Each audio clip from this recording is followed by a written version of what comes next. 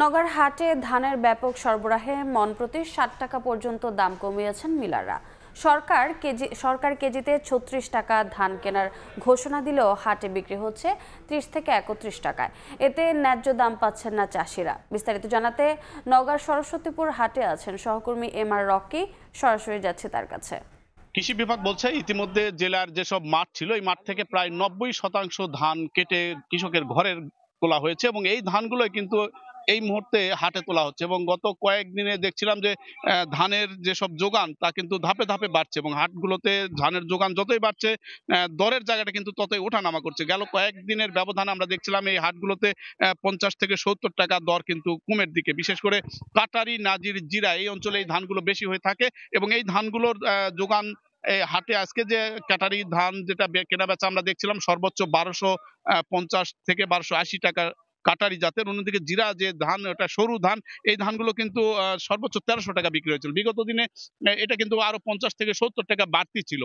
ধানের যোগান যত বাড়ে দরের জায়গাটা কিন্তু এরকম নামিয়ে দেওয়ার পেছনে আসলে ব্যবসায়ীদের বিভিন্ন যুক্তি তারা দেখিয়ে থাকেন এবং বাড়তি যোগানকেই তারা একরকম দায়ী করছেন বা যোগান বেড়ে যাওয়ার কারণে দরটা তারা কমিয়ে দিয়েছেন। কিন্তু চাষীদের দিক থেকে বরাবরই যে অভিযোগটি আসছে তা হলো যে ধানের যোগানকে ঘিরে কিন্তু স্থানীয় যারা ব্যবসায়ী রয়েছেন তারা তাদের মতো করে একটা দর বেঁধে দিয়ে এই বাজারটি নিয়ন্ত্রণ করছেন এবং প্রকৃত অর্থে যে মুনাফাটা, এই মুনাফাটা কিন্তু কৃষকের ঘরে না গিয়ে চাষী ব্যবসায়ীর পকেটে চলে যাচ্ছে এবং এই ক্ষেত্রে আমরা দেখছি যে সকালে যারা ধান নিয়ে আসেন ভোর সকাল থেকে বেলা ১০টা-১২টা পর্যন্ত এই হাটগুলোতে বিপুল পরিমাণ কেনা বেচা হয়, কিন্তু সরকারের দপ্তরের কোনো নজরদারি এখানে কিন্তু পরিলক্ষিত হয় না। ফলে বাজারটি এক ধরনের উন্মুক্ত হয়ে এই ব্যবসায়ীরা তাদের খেয়াল খুশি মতোই কিন্তু দর হাঁকাহাঁকি করে এই বাজারটি তারা নিয়ন্ত্রণ করছেন এবং এই ক্ষেত্রে চাষিরা সবসময় যে দাবিটি করে আসছেন যে সরকারের যে দর বেঁধে দেওয়া হয়েছে এবার ১৪৪০ টাকা অর্থাৎ ৩৬ টাকা কেজি, সেই ৩৬ টাকার জায়গায় এই হাটে কিন্তু কেনা বেচা হচ্ছে সর্বোচ্চ ৩১ থেকে ৩২ টাকা।